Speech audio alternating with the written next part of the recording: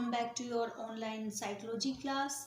In previous lecture, we have discussed about the coping strategies of stress, and we have discussed task-oriented strategy in that session.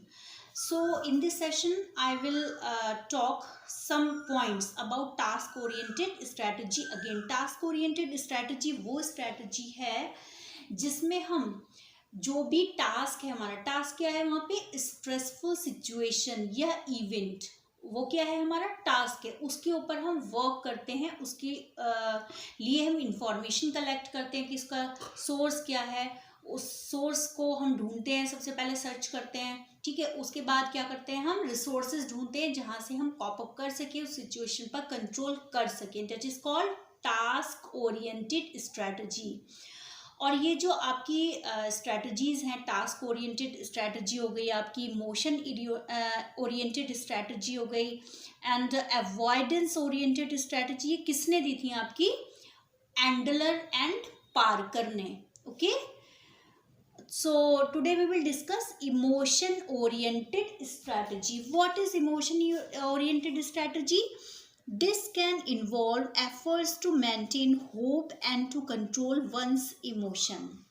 Means this strategy work on controlling of emotions. ये क्या काम करती है, जो आपकी emotional oriented strategy है, ये emotions को कंट्रोल करने का वर्क करती है। मान लीजिए अगर आपके पास कोई स्ट्रेसफुल सिचुएशन आ गई है, ठीक है, आप फंस गए हैं एक ऐसी सिचुएशन में जहां आपको जो है स्ट्रेस जनरेट हो रहा है, आपके माइंड में स्ट्रेस आ गया है, तो वहां पर सिचुएशन को कंट्रोल करना हमें कौन सिखाता है, इमोशनल ओरिएंटेड स्ट्रैटेजी। ये स्ट्रैटेजी हमें क्या करती है, हमें ये बताती है कि हमें अपनी होप नहीं खोनी है, ठीक है, हमें होप ना खोकर कंट्रोलिंग मैनर में अपने बिहेवियर को रेगुलेट करना है और उस सिचुएशन से बाहर निकलना है। आपने देखा होगा कि कुछ लोग होते हैं कि उनकी लाइफ में कोई सिचुएशन आ गई, होता है कि बहुत सारे चीज़ें ऐसी लाइफ में अनप्रेडिक्टेबल हमारी लाइफ में आ जाती हैं जहाँ पर हमें बहुत स्ट्रेस हो जाता है, लेकिन वहाँ पर अगर हम उसी चीज़ में फंस गए तो हमारी जो आगे की लाइफ स्टाइल है वो भी इफ़ेक्ट होती है उन चीज़ों से। तो इसलिए वहाँ पर क्या है कि हमें इमोशंस पे कंट्रोल करना आना चाहिए। तो ये जो आपकी इमोशन ओरिएंटेड स्ट्रैटेजी वो बताती है कि किस तरह से सिचुएशन चाहे कुछ भी हो, व्हाटएवर, लेकिन वहाँ पर हमें उसको कंट्रोल करना है, कंट्रोलिंग मैनर में हमें अपने बिहेवियर को जनरेट करना है और उस सिचुएशन से बाहर निकलना है।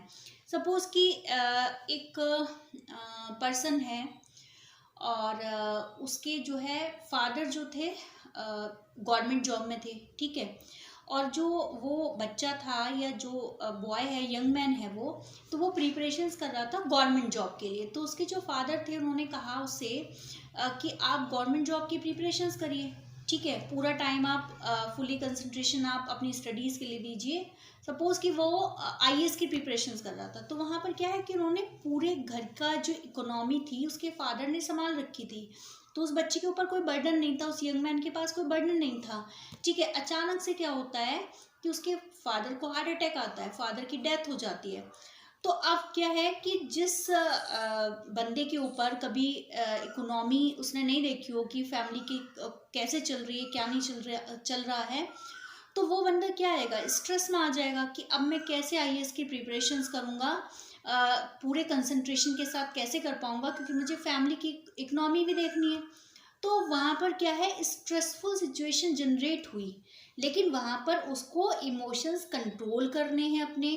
वो सोच सकता है कि लोग ऐसे भी होते हैं जिनके पास कोई रिसोर्सेज नहीं होते, लेकिन तभी वो आईएएस पीसीएस बन जाते हैं।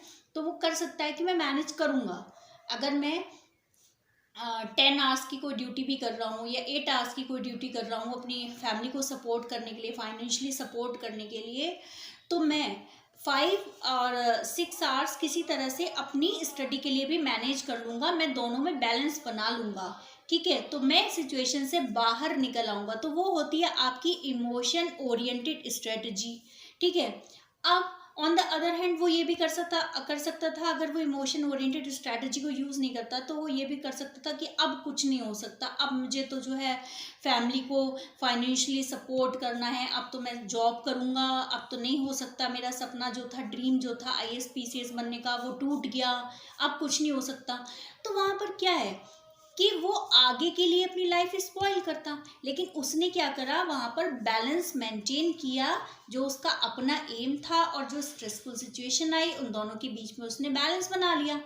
उसने सोच लिया, अपने माइंड में स्ट्रेटजी बना ली और इमोशंस को कंट्रोल करके आगे के लिए उसने रिसोर्सेज ढूंढना स्टार्ट करे। That is called emotion oriented strategy. इस स्ट्रेटजी में मेन ये होता है कि सिचुएशन चाहे कुछ भी हो, हमें ये सोचना है कि जो होना था वो हो गया, अब आगे के बारे में सोचना है। फॉर एग्जाम्पल, अपने आप को ये समझाना चाहिए that it is not really happening to me और worry about what I am going to do.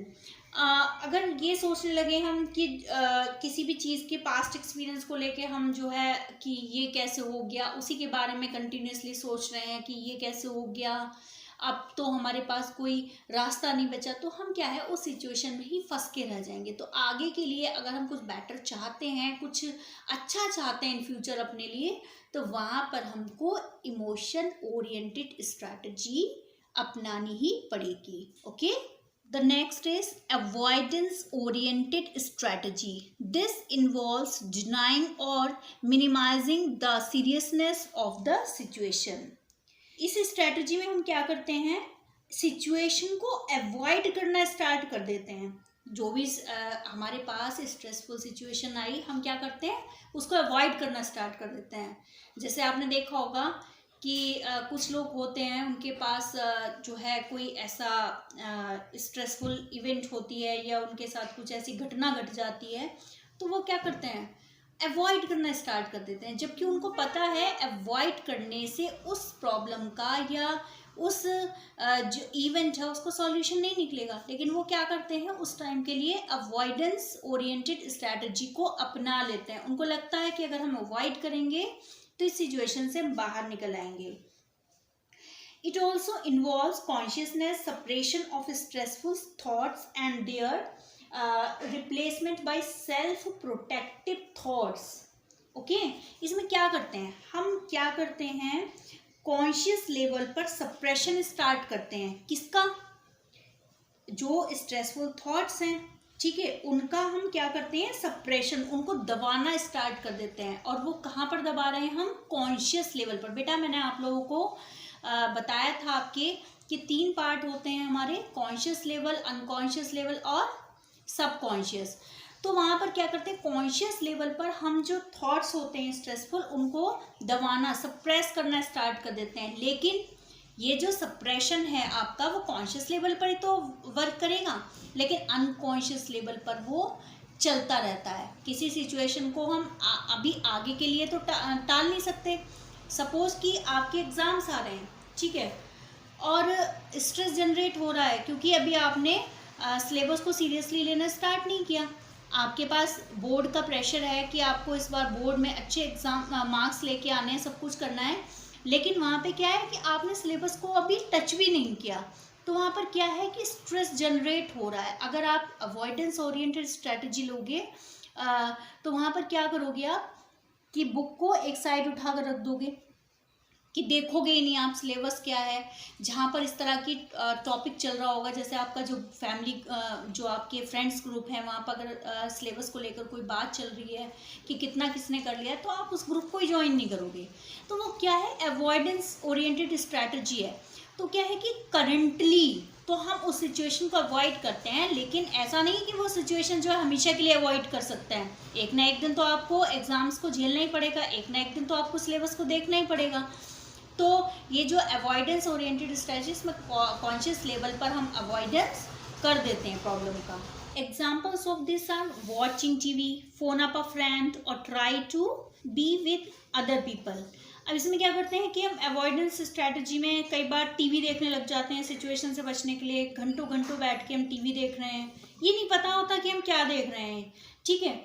या किसी फ्रेंड के साथ हम जो है बातों में लग गए हैं, फ़ोन करके कॉल जो है 1-1 घंटे 2-2 घंटे हम उससे कॉल पे बात कर रहे हैं, तो वो भी क्या है, आपका अवॉइडेंस ही है। किसी सिचुएशन से बचने के लिए हम इस तरह की स्ट्रैटेजी यूज़ कर रहे हैं। या फिर क्या करेंगे, हम और लोगों के साथ बात करना स्टार्ट कर देंगे। तो इट मीन्स जब हम कॉन्शियस लेवल पर स्ट्रेस को सप्रेस करते हैं, जबकि सबकॉन्शियस लेवल पर वो प्रॉब्लम चलती रहती है। जैसे किसी पर्सन से मिलकर अगर हमें अच्छा नहीं लगता, ये स्ट्रेस फील होता है। जब भी हम उस पर्सन से मिलते हैं तो हमारे मन में एक निगेटिव थॉट्स आते हैं, हमें अच्छा नहीं लगता उस पर्सन से बात करना। तो अगर हम अवॉइडेंस ओरिएंटेड स्ट्रैटेजी को यूज़ करते हैं तो हम उस जगह जाना बंद कर देंगे जहाँ पर पॉसिबिलिटी होगी कि वो पर्सन हमें मिल सकता है। तो अब क्या होगा, हमारे जो अनकॉन्शियस माइंड में उस पर्सन को लेकर तो चीज़ें चलती रहेंगी, लेकिन कॉन्शियस लेवल पर हमने क्या करा, उसको अवॉइड कर दिया। तो ये थी आपकी emotion oriented strategy. Now come to the strategies given by Lazarus and Folkman. उन्होंने जो लेजारस और फोकमैन हैं, उन्होंने 2 तरह की स्ट्रैटेजी बताई हैं आपकी। एक तो बताइए आपकी problem focused strategy and second is emotion focused strategy. ये जो लेजारस एंड फोकमैन है, इन्होंने क्या किया, उन्होंने कहा कि ये एक डायनेमिक प्रोसेस है। जो कॉपिंग है वो एक डायनेमिक प्रोसेस है rather than an individual trait, ठीक है। उन्होंने कहा कि किसी व्यक्ति की पर्सनालिटी का ये ट्रेट नहीं है। कॉपिंग जो है ये एक डायनेमिक प्रोसेस है जो चलती रहती है, okay. According to them coping responses can be divided into 2 types of responses. उनके अनुसार जो हमारे कॉपिंग रेस्पॉन्सेज हैं वो 2 तरह के होते हैं, ठीक है। एक तो होता है आपका प्रॉब्लम फोकस, जो प्रॉब्लम पे फोकस करता है। दूसरा है इमोशन फोकस, जो इमोशन पर फोकस करता है। So firstly we will talk about problem focused strategy. Problem focused strategy attacks the problem itself. ये जो प्रॉब्लम फोकस स्ट्रैटेजी है आपकी, ये बहुत कुछ इसका जो फॉर्म है वो किससे मिलता जुलता है, आपका टास्क ओरिएंटेड स्ट्रैटेजी से मिलता है। जैसे टास्क ओरिएंटेड स्ट्रैटेजी में भी हमारा क्या था, टास्क क्या था, प्रॉब्लम थी। इन द सेम मैनर जो प्रॉब्लम फोकस स्ट्रैटेजी है, वहाँ उसका जो टास्क है वो क्या है, प्रॉब्लम है। हमारा माइंड जब किसी प्रॉब्लम या स्ट्रेस को देखता है तो उसके बाद हम स्ट्रैटेजी बनाते हैं। पहले नहीं बनाते हैं, सबसे पहले हमारे सामने प्रॉब्लम आई, स्ट्रेस जनरेट हुआ, फिर क्या करेंगे, हम स्ट्रैटेजी बनाना स्टार्ट कर देते हैं कि प्रॉब्लम को डील कैसे करना है, उसको कैसे हैंडल करना है, उसको कैसे कंट्रोल करना है, ओके। अपने हम क्या करते हैं, अपने स्किल्स को इम्प्रूव करते हैं, रिसोर्सेज इकट्ठा करते हैं, ठीक है। फॉर एग्जांपल जैसे अब आपकी पीटीज स्टार्ट होने वाले हैं, तो पीटीज के लिए क्या है, पीटीज आपको स्ट्रेस दे रहे हैं, आपको दिन रात क्या है, यही चीज़ें कि हिस्ट्री में मुझे कितना हो गया है, अभी साइकोलॉजी में इतना रह गया है, एमसीक्यूज बेस्ड हैं तो आपको थॉरोली स्टडी करनी पड़ेगी चैप्टर के। ऐसा नहीं हो सकता कि वहाँ पर आप कुछ भी लिख दें, ठीक है। तो वो क्या है, स्ट्रेस जनरेट हो गया, तो वो सिचुएशन आपको मिल गई, एक प्रॉब्लम आपको मिल गई। अब आप क्या करोगे, अपने स्किल्स यूज़ करना शुरू करोगे, अपने स्किल्स को इम्प्रूव करना शुरू करोगे, एक अपना टाइम टेबल बनाओगे, नोट्स बनाओगे, प्रॉपर अटेंशन दोगे। जो हम लोग टीचर्स आपको वीडियो शेयर करते हैं तो आप रिवीजन करोगे अच्छे से, उन वीडियोस को अटेंटिवली सुनोगे और उस टाइम से ज़्यादा अच्छे से सुनोगे जैसे हमने आपको पहले लेक्चर्स डिलीवर किए थे, लेकिन अब उसको प्रॉपर अटेंशन देकर उन लेक्चर्स को आप सुनोगे। तो ये सब क्या है, आपकी प्रॉब्लम फोकस्ड स्ट्रैटेजी, क्योंकि आपको फाइट करना है, जो आपका एग्ज़ाम प्रेशर है उससे फाइट करना है, उससे उसको ओवरकम करना है, उस फियर को। तो जो आपकी प्रॉब्लम फोकस स्ट्रैटेजी एक तरह से टास्क ओरिएंटेड स्ट्रैटेजी की तरह ही वर्क करती है। इसमें प्रॉब्लम पे वर्क किया जाता है, उस पर फोकस किया जाता है कि उससे कैसे बाहर निकलना है, ठीक है। उससे रिसोर्सेज को यूज़ किया जाता है ढंग से, तरीके से, सारे स्किल्स को इम्प्रूव किया जाता है। जितना आप कर सकते हो उतना आप ट्राई करते हो प्रॉब्लम फोकस्ड स्ट्रैटेजी में, okay. The next is emotion focused strategy. Emotion focused strategy calls for psychological changes designed primarily to limit the degree of emotional disruption caused by an event. जो आपकी emotion focused कॉपिंग strategy है, इसमें क्या होता है, हम try करते हैं रिड्यूस करने के लिए किसको, निगेटिव इमोशंस को. देखिए, जब हमारे पास एक स्ट्रेसफुल सिचुएशन आती है, ये इवेंट आती है, तो बेटा ये नेचुरल है कि हमारे अंदर निगेटिव इमोशंस भी आ जाते हैं. ठीक है भाई, पॉजिटिव पॉइंट्स भी होते हैं उस समय हमारे माइंड में, निगेटिव भी होते हैं. अगर उन निगेटिव पॉइंट्स को, उन निगेटिव परसेप्शन को स्ट्रेस के टाइम पर अगर कंट्रोल नहीं करा गया, तो वो हमारे लिए एक प्रॉब्लमेटिक सिचुएशन को ले आते हैं. सो जो आपकी इमोशन फोकस स्ट्रेटजी है, वो क्या करती है, उन निगेटिव इमोशंस को कंट्रोल करती है, रिड्यूस करती है. ठीक है, जैसे कि आपकी एम्बैरेसमेंट है, फियर है, एंजाइटी है, डिप्रेशन है, एक्साइटमेंट है, फ्रस्ट्रेशन है, ये सब क्या है, निगेटिव इमोशंस है. तो जब स्ट्रेस आता है तो साथ साथ ये इमोशंस भी आते हैं हमारे अंदर, निगेटिव इमोशंस आते हैं. जैसे एंजाइटी तो साथ साथ आएगी, स्ट्रेस होगा तो एम्बैरेसमेंट भी आएगा कि ये मेरे साथ ही क्यों, ऐसा मेरे लिए ही क्यों, क्या मैं निकल पाऊंगा, नहीं निकल पाऊंगा, डिप्रेशन कि सब चीज़ें मेरे साथ ही गलत होती. तो उसमें क्या होता है कि निगेटिव इमोशंस को कौन कंट्रोल करता है, हमारी इमोशन फोकस स्ट्रेटजी. वो हमें इमोशनली क्या बनाती है, स्ट्रॉन्ग बनाती है. वो कहती है कि ठीक है, it's just a situation and it will also change with the time. तो ये चेंज हो जाएगा. ऐसा नहीं है कि आज हमारे साथ अगर कुछ गलत हुआ है तो वो हमेशा के लिए एक कांस्टेंट वे में हमारे साथ गलत ही होता रहेगा. अगर आज सिचुएशन अच्छी नहीं है तो कल अच्छी भी हो सकती है. तो वो क्या है, इमोशनली सपोर्ट करती है. अब फॉर एग्जाम्पल कई बार ऐसा होता है कि हम जब बहुत ज़्यादा स्ट्रेस्ड होते हैं तो किसी के साथ जब हम अपनी प्रॉब्लम शेयर कर लेते हैं, रो लेते हैं, तब हम रिलैक्स फील करते हैं और अगेन उस प्रॉब्लम से लड़ने के लिए एक न्यू होप मिलती है हमें. आपने देखा भी होगा कि कई बार हम बहुत ज़्यादा स्ट्रेस्ड हैं और कभी अचानक से हमें एक ऐसा पर्सन मिलता है जिससे हम अपनी सारी बातें शेयर कर सकते हैं और वो पर्सन हमें इमोशनली सपोर्ट भी करता है. तो अगर हम उसके साथ रो लेते हैं, अपनी सारी जितनी भी रोकर है सारी बातें हम उससे कह लेते हैं, तो उसके बाद क्या होता है, अचानक से हमें लगता है कि अब शायद हमारे अंदर एक बूस्टअप हुआ है और हम सिचुएशन से अगेन लड़ने के लिए अपने आप को तैयार पाते हैं. तो वो क्या है, आपकी इमोशन फोकस्ड स्ट्रेटजी है. Okay, a few example of behavioral emotional focused coping could be listening to music. हम म्यूजिक भी सुन सकते हैं, वो भी एक इमोशन फोकस स्ट्रेटजी है. म्यूजिक सुनकर भी हमें कई बार स्ट्रेस जो है ऐसा लगता है कि कम हो गया है. मेडिटेशन है, मेडिटेशन से तो बहुत ज़्यादा इम्प्रूव कर सकते हैं हम स्ट्रेस को और रिड्यूस भी कर सकते हैं. गेटिंग फिजिकल एक्सरसाइज, आपकी फिजिकल एक्सरसाइज है, अगर फिजिकल एक्सरसाइज ले रहे हैं तो वो भी हमारे स्ट्रेस को रिड्यूस करते हैं. राइटिंग इन अ डायरी, ये बहुत इफेक्टिव वे है अपने स्ट्रेस को कम करने का. आपके साथ पूरे दिन में जो कुछ भी होता है, चाहे वो पॉजिटिव है चाहे निगेटिव है, अगर आप डेली डायरी लिखते हैं तो आप जब मॉर्निंग में उठते हैं तो आप बड़ा अच्छा सा फील करते हैं, क्योंकि आपने अपने जो निगेटिव और पॉजिटिव दोनों तरह के जो व्यूज़ थे वो कहाँ लिख दिए, आपने कहाँ मेंशन कर दिए, डायरी में. तो वहाँ पर क्या हो गया, जो आपका स्ट्रेस है ऑटोमेटिकली रिड्यूस हो जाएगा. Okay, positive self soothing thoughts, positive सोचना, खुद के बारे में अच्छा सोचना, ये सब क्या है, आपके स्ट्रेस को कम करते हैं. Telling yourself that you will be okay can also help calm down. अगर आप अपने आप को खुद से ही समझाओगे स्ट्रेस जनरेट होने पर कि अरे सब कुछ ठीक हो रहा है, हो जाएगा, तो वो चीज़ें भी आपका क्या करती हैं, आपको शांत रखती हैं.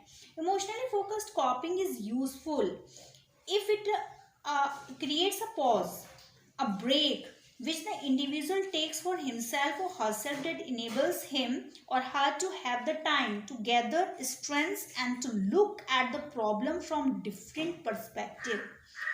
मीन जो आपका इमोशनली फोकस्ड कॉपिंग स्ट्रेटजी है, ये हमारे लिए इतनी हेल्पफुल क्यों होती है, क्योंकि ये एक तरह से हमें ब्रेक देती है.